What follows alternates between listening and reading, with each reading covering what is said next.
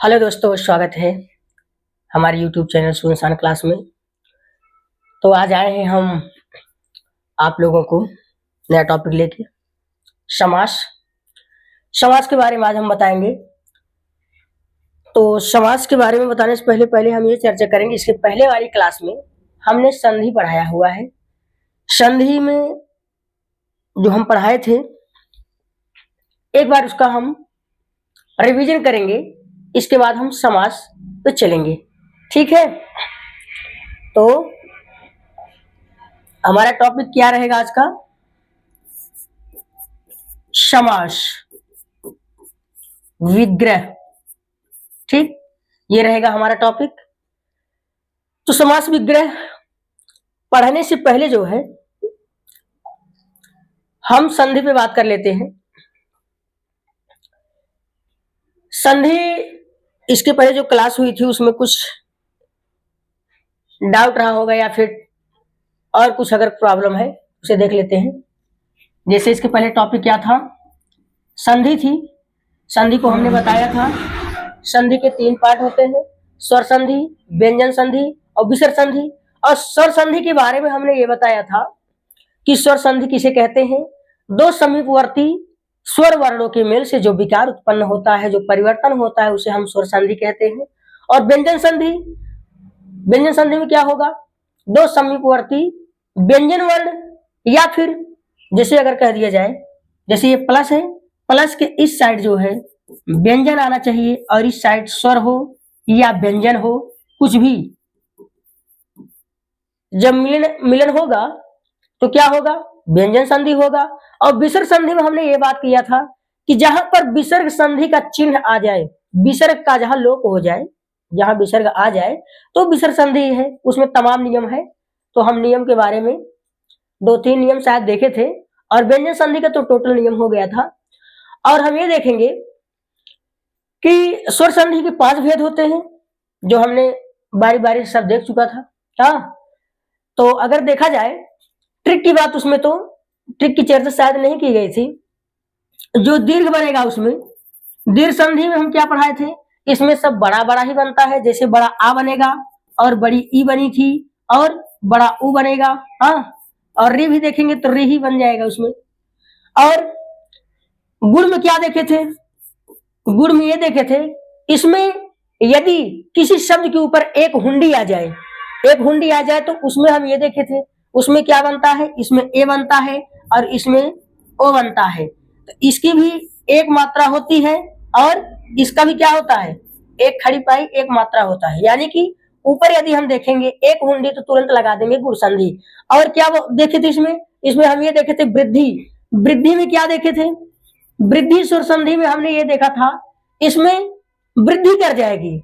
यदि गुण में एक हुंडी है तो वृद्धि में 2 हुंडी आ जाएगा, यानी इसमें आय बनेगा और अ बनेगा। तो इसमें एक हुंडी मतलब 2 हुंडी आ गई, और इसमें क्या होगा? इसका भी ये आ जाता है ना। और हमने क्या देखा था वृद्धि के बाद? यर। यर में क्या देखा था? यदि आधे अक्षर के बाद या आ जाए या वा आ जाए, तब किसका उदाहरण होगा? वो होगा यर का। और अयाद में, अयाद स्वर संधि में क्या देखे थे? अयाद स्वर संधि में हम ये देखे थे कि उसमें क्या बनता है? उसमें आय बनेगा, आव बनेगा। ठीक है, इन सब चीजों को हमने इसके पहले देख चुके हैं। ये सब बनता है, एक बार रिवाइज हो गया। अब हम चलते हैं अपने टॉपिक पर, क्या? समास पर। इसको हम हटा देते हैं, समास पे चलते हैं, जो आज का टॉपिक है।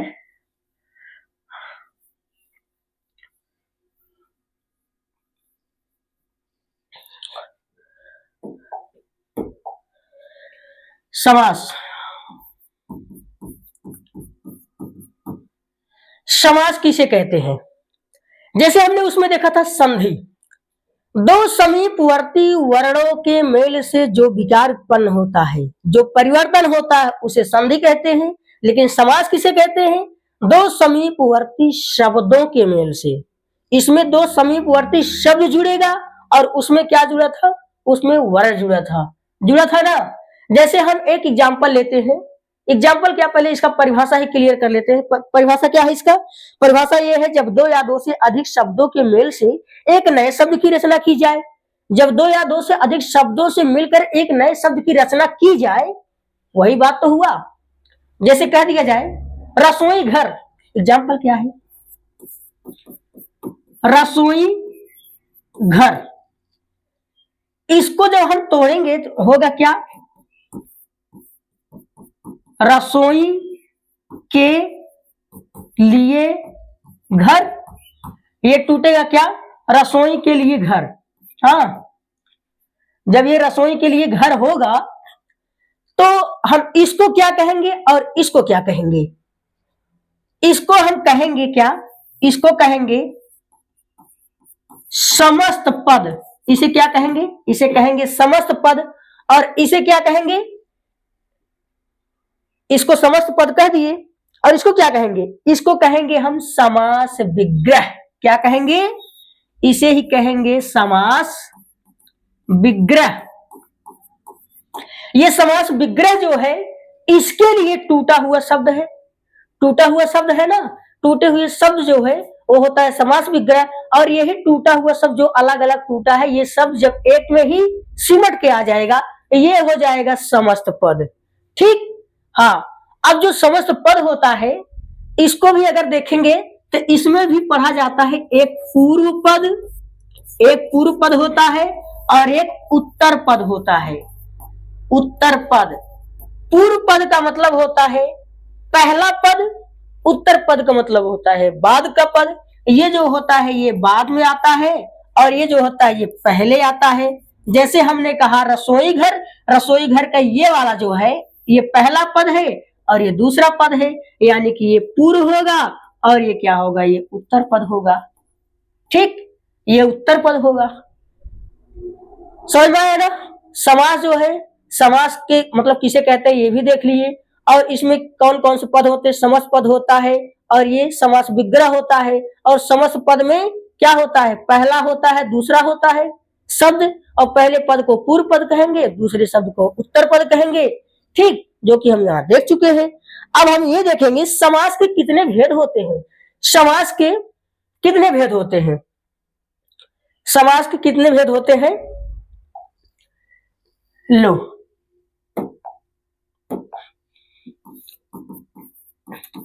समास के भेद देख लेते हैं। ठीक, और समास के भेद देखने के बाद पहले एक हम ट्रिक लेंगे। क्या, अब तक दादा, ये है ट्रिक। अब तक दादा, अब तक दादा जो ट्रिक है, इस पे बच्चे भूलते नहीं हैं कि समास के कितने भेद होते हैं। तो इसमें कितना वर्ड आया है, 1 2 3 4 5 6, मतलब समास के 6 भेद होते हैं। और कौन कौन से भेद हैं, सब इसी के नाम पे हम रख देते हैं। जैसे आ से क्या है, आ से देख लेते हैं। आ से अव्ययी भाव, अव्ययी भाव समास। ठीक, और दूसरा क्या है, बा है, तो बा से कौन होगा, बहुब्रीहि समास होगा, बहुब्रीहि समास होगा। और ता, ता से तत्पुरुष होगा, तत्पुरुष, तत्पुरुष समास। ठीक, और ये का है, तो का से कौन होगा, कर्मधारय समास, कर्मधारय समास होगा। और ये दा है, तो एक द्विगु होगा, एक द्वंद्व होगा, तो हम देख लेते हैं, ये हो गया द्विगु समास। और ये क्या होगा, द्वंद्व समास, द्वंद्व समास। इस ट्रिक से यदि आप देखेंगे तो भूलेंगे नहीं। समास के कितने भेद होते हैं, समास के 6 भेद होते हैं। ठीक, समास के 6 भेद होते हैं, जो कि हम देख चुके हैं। अब हम बारी बारी से एक एक समास के बारे में अध्ययन करेंगे। ठीक, हो गया, यहां लिखो, यहां लिखो, वही बता दिए हैं। ठीक, तो अब हम डालेंगे हेडिंग क्या, अव्ययी भाव समास। अव्ययी भाव समास के बारे में अब देखेंगे। ठीक,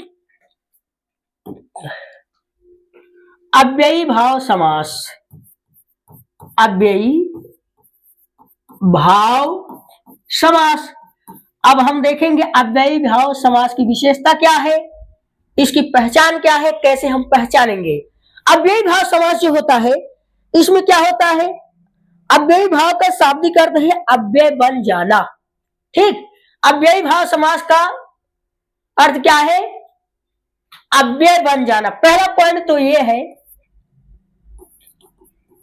अव्ययी भाव समास जो है ये क्या होता है, अव्ययी भाव समास तो मतलब क्या होता है, अव्यय बन जाना।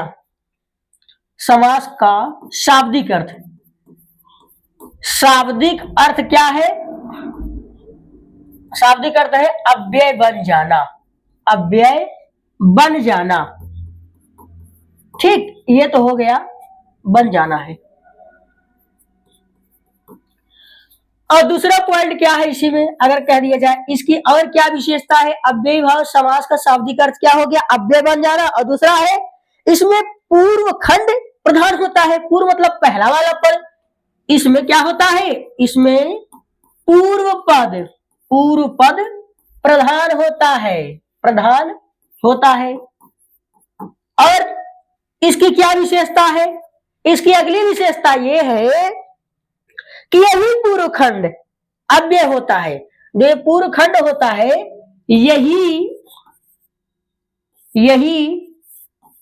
पूर्व खंड अव्यय होता है, अव्यय होता है। ठीक,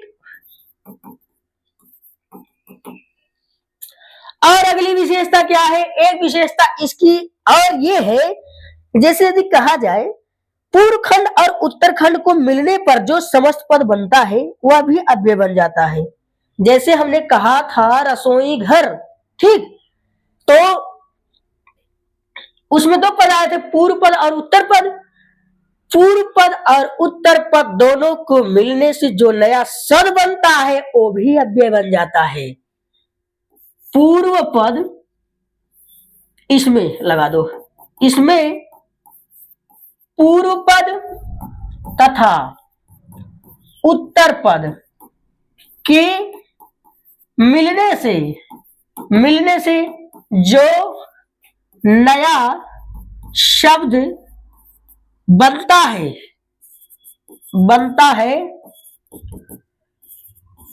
वह भी अव्यय ही होता है। समझ में आया कुछ? ये तो हो गई अव्ययी भाव समास के बारे में, लिखेंगे कैसे ये हो गया। लेकिन अगर कहा जाए सरसरी नजर से पहचानेंगे कैसे, कैसे पहचानेंगे, तो हम देख लेते हैं ट्रिक। क्या देखेंगे, ट्रिक। ट्रिक ये देखेंगे पहचान करने का। ऐसे देगा कोई शब्द दे देगा और कहेगा बताइए इसमें कौन सा समास है। आप उस ट्रिक को देखिए और सीधा चुटकी बजाओ और निकल जाओ लगा के।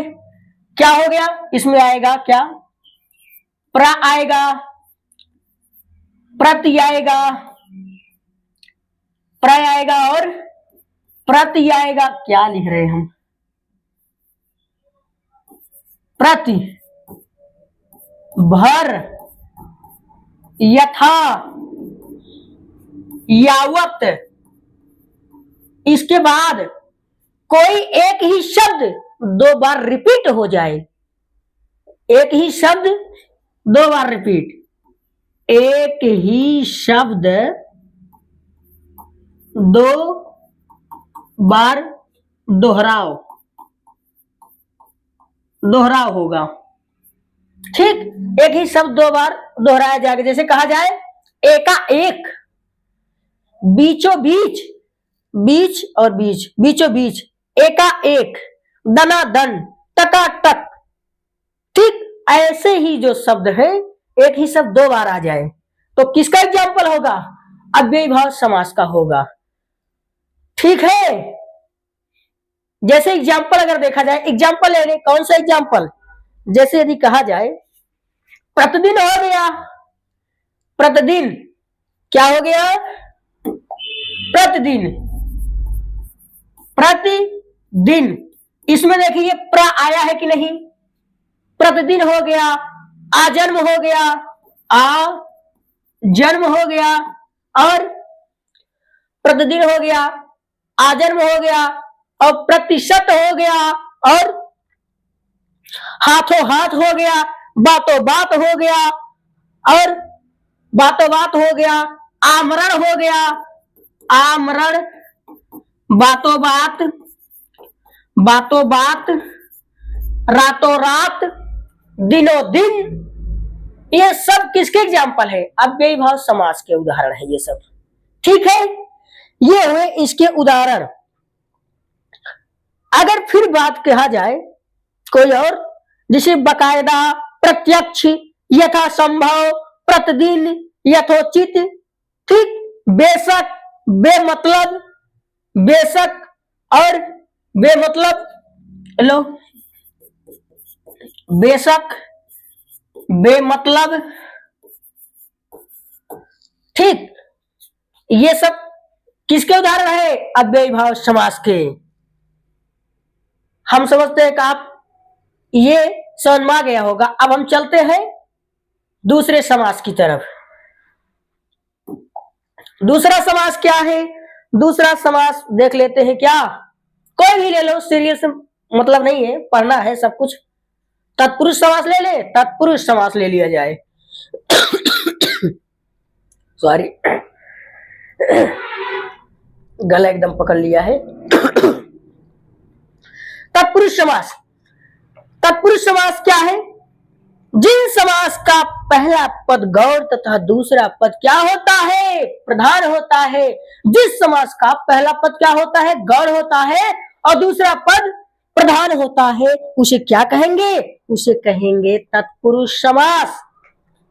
और दोनों पदों के बीच से क्या होता है, और दोनों पदों के बीच में एक योजक का चिन्ह आता है जिसको लोप कहते हैं। ठीक, योजक का चिन्ह आता है जिसको लोप कहते हैं, उस लोप का क्या होता है, आगमन हो जाता है, जिसे तत्पुरुष समास कहते हैं। ठीक, अब तत्पुरुष समास जो है, अगर कहा जाए तत्पुरुष समास के भेद कितने होते हैं, तत्पुरुष समास के दो भेद होते हैं, एक होता है कर्मधारय और एक होता है द्विगु। जो वहां पे हम 6 पाठ बताए थे, उन्हीं में से जो तत्पुरुष समास है और जो क्या वो तत्पुरुष समास के दो भेद, एक कर्मधारय हुआ और एक हुआ द्विगु। ठीक, तो हम देखेंगे किसके बारे में, हम पहले देखेंगे कर्मधारय समास के बारे में।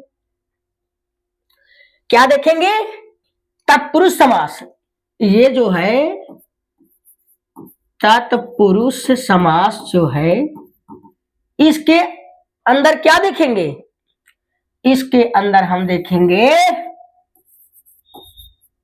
कर्मधारय, कर्मधारय, और देखेंगे क्या, क्या देखेंगे, द्विगु समास। ठीक, तत्पुरुष समास के अंदर ही है ये दोनों समास। तो जो कर्मधारय है, ये जो द्विगु है, इसमें क्या है, अगर मान लो तत्पुरुष समास ही आ जाए, तत्पुरुष समास आ जाएगा, क्या करोगे, तत्पुरुष समास आएगा तो क्या करोगे,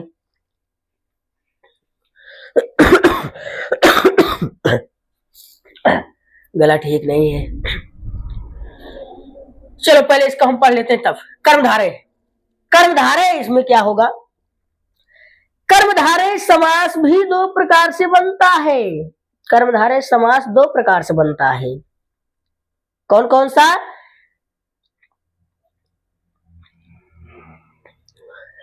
जैसे अगर कह दिया जाए कर्मधारय समास दो प्रकार से बनता है, कैसे बनता है, एक होता है क्या, विशेष, और एक होता है विशेषण।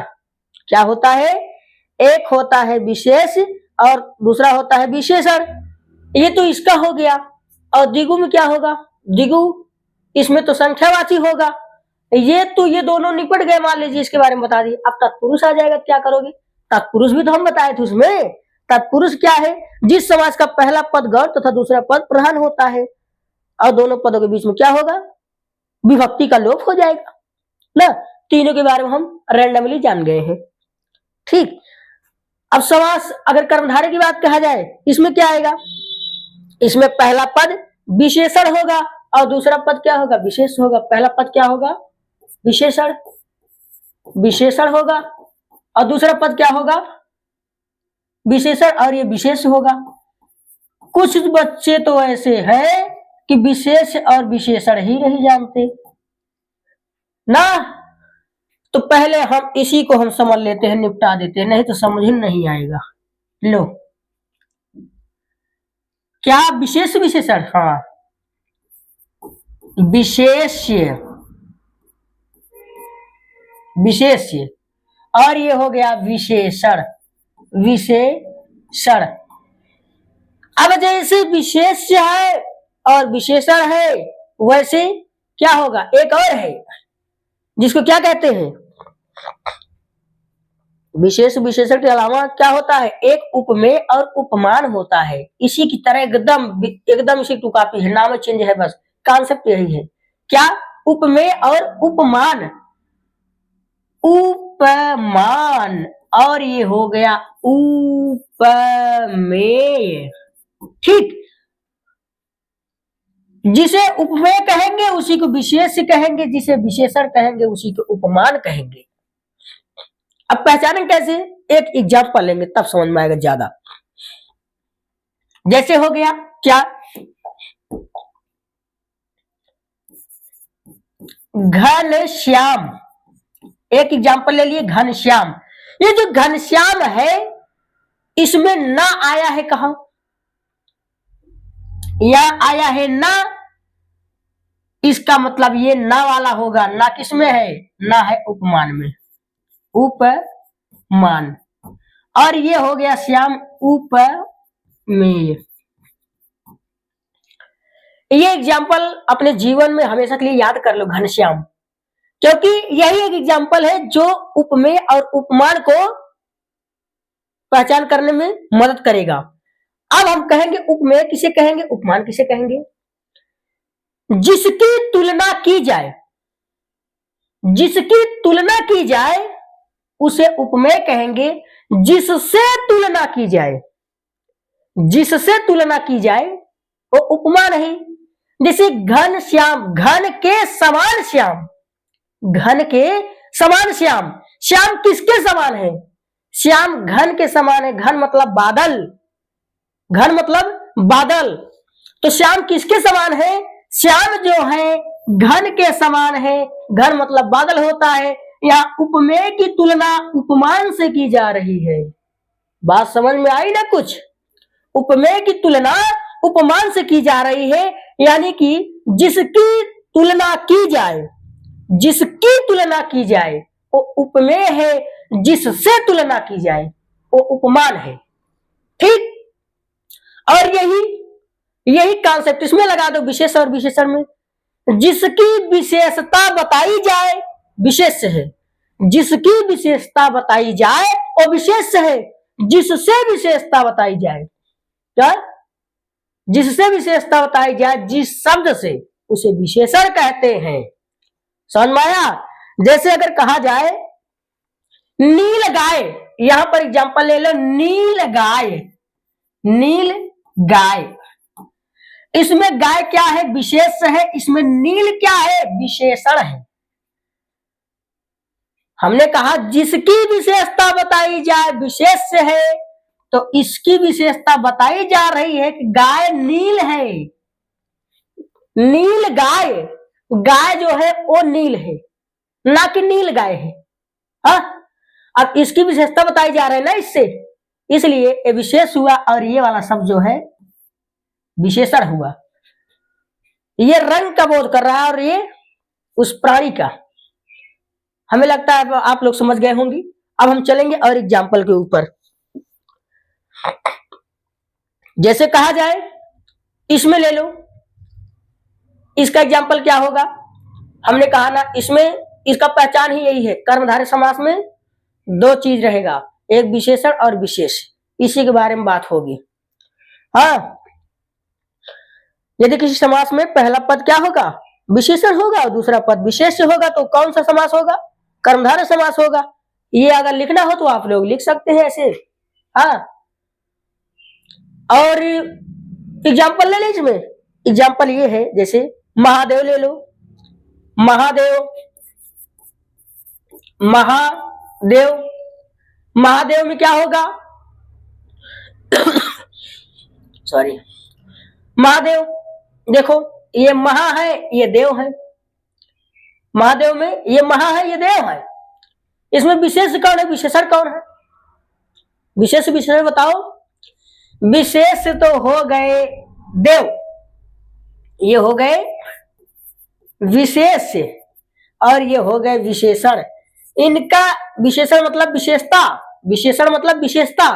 देव की विशेषता क्या है, वो महान है, वो क्या है, वो महान है, इसीलिए तो महादेव है। ठीक, अगला एग्जाम्पल क्या है, अगला एग्जाम्पल ये है भला मानस। अगला एग्जाम्पल क्या है, भला मानस, भला मानस। ये जो भला मानस है, इसमें विशेष कौन है, विशेषण कौन है, इसमें विशेष होगा ये मानस, और विशेषण होगा भला। विशेषण मतलब इसकी विशेषता है। सॉरी, गला काम नहीं कर रहा है, बहुत ज्यादा जुकाम है। भला मानस, भला क्या हो गया, इसकी विशेषता हो गई। ये मनुष्य कैसा है, ये भला मनुष्य है, मनुष्य की विशेषता है को भला है, इसलिए ये हो गया विशेषण, ये विशेषण होगा, और ये क्या होगा, ये विशेष होगा। ठीक, हाँ, अगला एग्जाम्पल ले लो। अगला एग्जाम्पल अगर लोगे तो क्या होगा, महाराजा, महाराजा ले लो, क्या, महाराजा, राजा की विशेषता है को महान है, राजा की विशेषता क्या है, महान है, ये होगा विशेष, ये होगा विशेषण। ठीक है, ऐसे ही एग्जाम्पल आप करते रहो, जो मतलब नियम बताए हैं ऐसे ही पहचानोगे आप। अब आते हैं इसके दूसरे पार्ट के एग्जाम्पल पर, जिसको कहते हैं द्विगु समास। द्विगु समास में क्या होगा, इसमें भी दो पद होंगे, पहला पद जो होगा संख्यावाची होगा, दूसरा पद जो होगा, यानी पहला पद जो है वो पूर्व पद है, पूर्व पद संख्यावाची होगा, और उत्तर पद गण होगा। ठीक, अब इसमें क्या देखेंगे, जैसे द्विगु समास के बारे में यहां देख लेते हैं। द्विगु समास, ठीक, द्विगु समास, द्विगु समास में क्या होगा, इसमें पहला पद क्या होगा, संख्यावाची। हाँ, जिस समस्त पद में पूर्व पद संख्यावाची विशेषण हो और समूह का भी बोध कराए उसे द्विगु समास कहते हैं। जैसे कह दिया जाए एक एग्जाम्पल के साथ, जैसे क्या एग्जाम्पल है, नवग्रह हो जाए, क्या हो जाए, नवग्रह हो जाए, चौराहा हो जाए, तिराहा हो जाए, क्या एग्जाम्पल क्या है, नवग्रह, नवग्रह मतलब नव ग्रहों का समूह, नव ग्रहों का समूह, और नवग्रह। अच्छा हाँ, एक चीज यहां और देख लो, अगर अब तो यह हो गया क्या, इसे फिर एक बार देख लो, ये समस्त पद हुआ कि नहीं, समस्त पद है, और ये कौन सा पद है, ये समास विग्रह है, समास विग्रह। और इस समस्त पद में भी हम दो पार्ट में बांट दिए हैं, एक है पूर्व पद, एक है उत्तर पद। पूर्व पद इसमें देखो क्या है, पूर्व पद इसमें संख्या है कि नहीं, नौ, नौ जो है ये संख्यावाची होगा, संख्यावाची, और ये गौड़, इसमें कुछ नहीं होगा, ये सिर्फ क्या कहेगा, उत्तर पद आपको समूह की विशेषता बताएगा, समूह, जैसे भीड़ भाड़, ऐसा ऐसा कुछ एग्जाम्पल होगा इसमें। जैसे नवग्रह हो गया, नवग्रहों का समूह, चौराहा हो गया, चार राहों का समूह, तिराहा हो गया, तीन राहों का समूह। ठीक, ऐसे ही एग्जाम्पल जो है इसमें आएंगे। जैसे हो गया चतुर्भुज, चार भुजाओं का समूह, पंच पात्र, पांच पात्रों का समूह और तिरंगा, तीन रंगों का समूह, षटकोण, छह कोणों का समूह। हुआ कि नहीं? तिरंगा और हो गया कि नहीं? इसमें इसका मतलब है पहला पद जो है संख्या आएगा जरूर, और जो उसका उत्तर पद है वो समूह का बोध कराएगा। दोनों मिलकर के क्या बनाएंगे? एक नया शब्द बना देंगे। क्या? समास विग्रह बनाएंगे ना, द्विगु समास हो गया। अब हम बात करेंगे किसके ऊपर?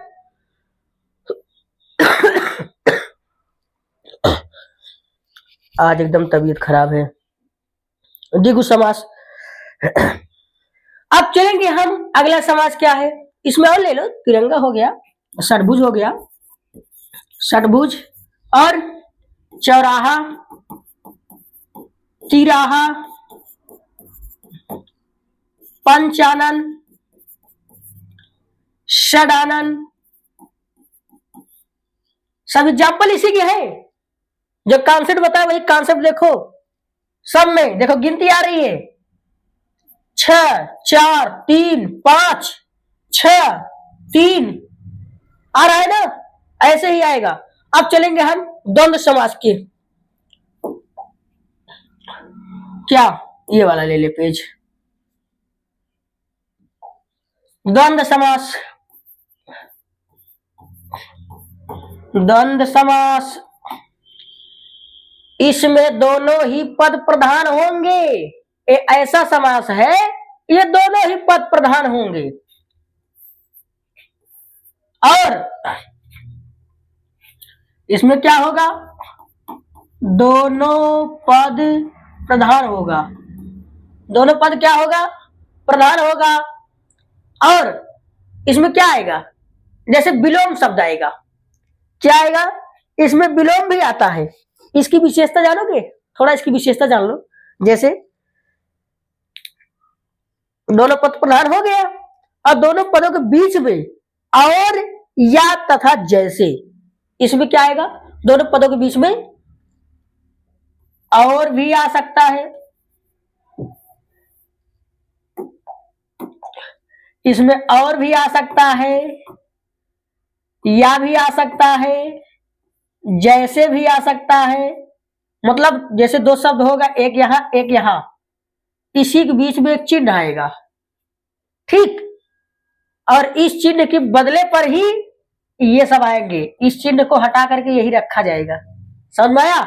हाँ।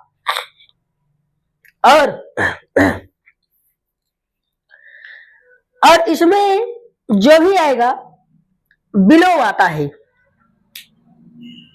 विलोम जैसे इसका एग्जांपल देख लो, क्या करोगे इस एग्जांपल में? देख लो, द्वंद्व समास। द्वंद्व समास में क्या आएगा? भाई बहन, भाई बहन, इसके बीच में योजक चिन्ह लगता है। अब इसका जो समस्त पद है, इस समस्त पद का इस समस्त पद का जब हम समास विग्रह करेंगे तो क्या होगा? भाई और बहन होगा कि नहीं? भाई और बहन, राधा कृष्ण। क्या? राधा कृष्ण, राधा कृष्ण, इसको जब हम तोड़ेंगे क्या टूटेगा? राधा और कृष्ण। ठीक, कलर ठीक नहीं है ये वाला। राधा कृष्ण हो गया।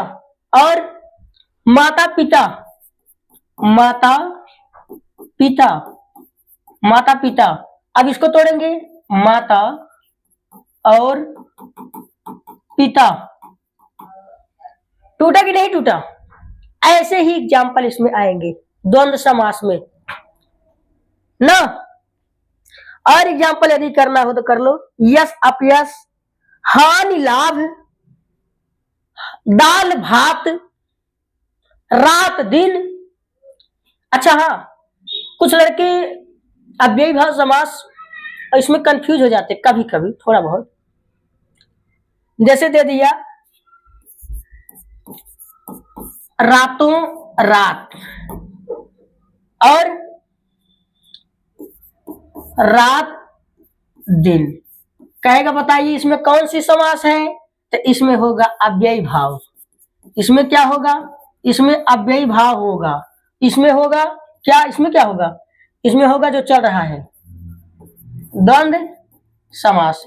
ठीक है, इसमें ये हो गया। अब कैसे, क्योंकि इसमें एक ही शब्द 2 बार रिपीट हो गया है, रातों रात, बातों बात, लातों लात, दिनों दिन। लेकिन इसमें विलोम आया है, रात का विलोम दिन, राधा का विलोम कृष्ण, माता का विलोम पिता, भाई के बहन विलोम ओ सॉरी भाई के बहन क्या होगा, भाई के बहन कह रहे हैं, भाई का विलोम क्या होगा, बहन। ठीक, ऐसा ही कुछ आएगा इसमें। ये हो गया द्वंद्व समास। और अब हम चलेंगे लास्ट किसके ऊपर, किसके ऊपर चलेंगे, बहुब्रीहि समास। अब हम चलेंगे किसके ऊपर, बहुब्रीहि समास। ये हटा दो यहां से क्योंकि इसका एग्जाम्पल नहीं है ये। बहुब्रीहि समास में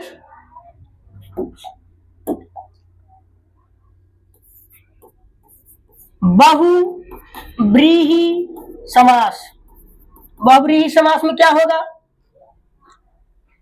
बहुब्रीहि समास में इसमें जो दोनों पद होते हैं एक प्रधान नहीं होते, इसमें कोई तीसरा पद प्रधान होता है, अन्य पद जिसको कहते हैं। ठीक, इसमें अन्य पद प्रधान होता है। इसमें ना तो पहला, क्योंकि समास में 2 ही पद होते हैं, एक पूर्व पद एक उत्तर पद, एक पूर्व पद और जो अगला है वो उत्तर पद। तो इन दोनों में, दोनों के अलावा कोई पद तो होगा नहीं, तो तीसरा पद प्रधान हो जाएगा, मतलब कोई अन्य पद प्रधान होगा। ठीक, इसकी विशेषता यही है। इसकी विशेषता ये क्या है, विग्रह पद संज्ञा पद का विशेषण रूप होता है। जो विग्रह पद होगा वो संज्ञा पद का विशेषण रूप होगा, और इनका विग्रह करने पर विशेष रूप से वाला वाली, जिसका जिसकी जिसके, यही शब्द आएगा, वाला वाली, जिसका जिसके ना, मतलब लगा करके, ताकि तीसरे को जाए ना ये। जैसे एक एग्जांपल ले ले बहुब्रीहि समास का, क्या ले ले बताओ, बहुब्रीहि समास का उदाहरण बताओ। कमल नयन ले लो, कमल नयन, कमल के समान नयन है जिसके, लास्ट में है जिसके लगा दो, मतलब तीसरे पहुंचा दो। पंचानन, 5 है आनन जिसके, अर्थात, अर्थात लगा दो, किसी तीसरे के ऊपर जाएगा ना। ठीक, और एग्जाम्पल क्या है, और एग्जाम्पल ये है, जैसे विषधर, विषधर है ना शंकर जी, विषधर, विष को धारण करने वाला, किसी तीसरे व्यक्ति को है नहीं, ऐसा तो कोई जीवन में, मतलब जग में और कोई है नहीं जो विष को धारण कर सकता है। विष को धारण करने वाला मनुष्य क्या है, मनुष्य मतलब आदि शक्ति वही भगवान शिव। और लंबा है उदर जिसका, यानी पेट वाला, लंबा उदर कौन जाना जाता है लंबा उदर के लिए, गणेश जी। तीसरे पे जा रहे नहीं क्या, लंबा उदर, लंबोदर, लंबोदर, लंबोदर। अब अगर तोड़ेंगे इसको तो ये टूटेगा, लंबा धन उदर, टूटेगा कि नहीं, लेकिन ये तो होगा नहीं, क्योंकि ना तो ये इसमें प्रधान है ना तो ये प्रधान है। अब तीसरे को प्रधान बना देगा ये, जैसे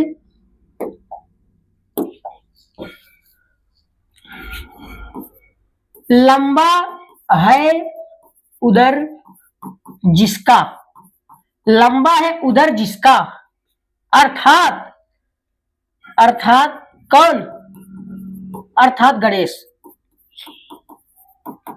अर्थात गणेश, मतलब किसी तीसरे को इंडिकेट कर रहा है। ये कौन सा समास होगा, बहुब्रीहि समास का उदाहरण होगा। और त्रिलोचन, त्रिलोचन, 3 है लोचन जिसके, 3 लोचन किसके हैं, 3 आंख शंकर जी के, अर्थात शिव। घन श्याम, घन के समान श्याम है जो, ओ कृष्ण। इसका मतलब यह है कि इनका जब विग्रह हम करेंगे ना विशेष रूप से, तो इसमें वाला वाली, जिसके जिसके, या अर्थात, यही सब आएगा विग्रह करने पर, तब ये किसी तीसरे को इंडिकेट कर देगा। ठीक, किसी तीसरे को इंडिकेट कर देगा। जैसे लंबोदर हो गया, गजानन ले लो, गजानन हो गया, और त्रिलोचन हो गया, ये सब एग्जाम्पल उन्हीं के हैं। ठीक, बहुब्रीहि समास ये हो चुका है। हमारी तबीयत आज बहुत ज्यादा खराब है। अब हम जो है आप लोगों का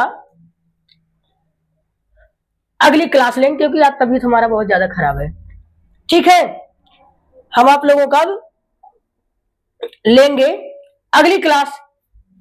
तो आपको यदि ये वीडियो अच्छी लगी हो तो आप लोग लाइक एंड सब्सक्राइब करिए। मिलते हैं हम नेक्स्ट वीडियो में। जय हिंद, जय भारत।